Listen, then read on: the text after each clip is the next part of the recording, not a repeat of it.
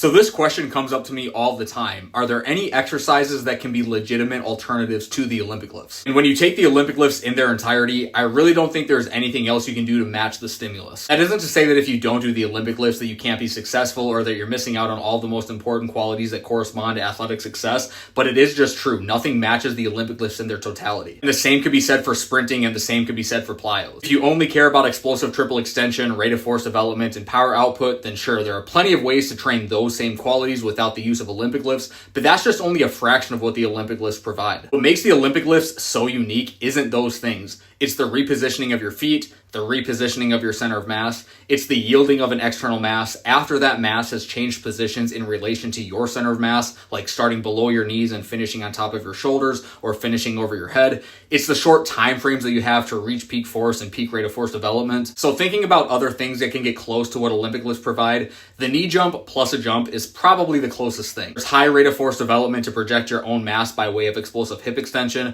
followed by a rapid hip flexion, followed by a repositioning of your feet to create a stable base of support, followed by another high effort action to explosively project your center of mass again. And you can add load to this, though the load likely stays in the same relative position throughout the duration of the exercise, just in your hands, and you can do this on single leg if you want. The next closest exercise to Olympic lifts is probably loaded jumps. Ideally, though this is most likely impossible, is you'd want to perform a loaded jump, a heavy loaded jump, without an eccentric action prior to the jump, and because the weight would be so heavy, the peak height of your jump would be so low that you land basically immediately, and you do so with such precision that if you aren't precise with your landing or precise with your feet, the weight would crush you. But in real life, you'd probably just do heavy concentric only jumps. Whether it's with a trap bar or a barbell, it doesn't really matter. You aren't going to be able to match all of what the catch of Olympic lifts provide. Now, loaded jumps, this is a fine exercise to do. It just isn't close to the demands of a clean or a snatch, and anyone who says it's mildly equivalent is wrong. Not even equivalent in terms of rate of force development, and the pattern of force expressions are nowhere near each other. There are no legitimate alternatives to Olympic lifts, and I really wish this wasn't the case, because then I wouldn't come off as white knighting for Olympic lifts, because that's not how I want to come off. I really wish there was another exercise or group of exercises that provided an adequate stimulus or nearly the same stimulus. All of this isn't to say that you have to do the Olympic lifts, or if you don't do them, you can't get positive adaptations from your training. It's sad that many of the people who are in opposition to Olympic lifts make statements like,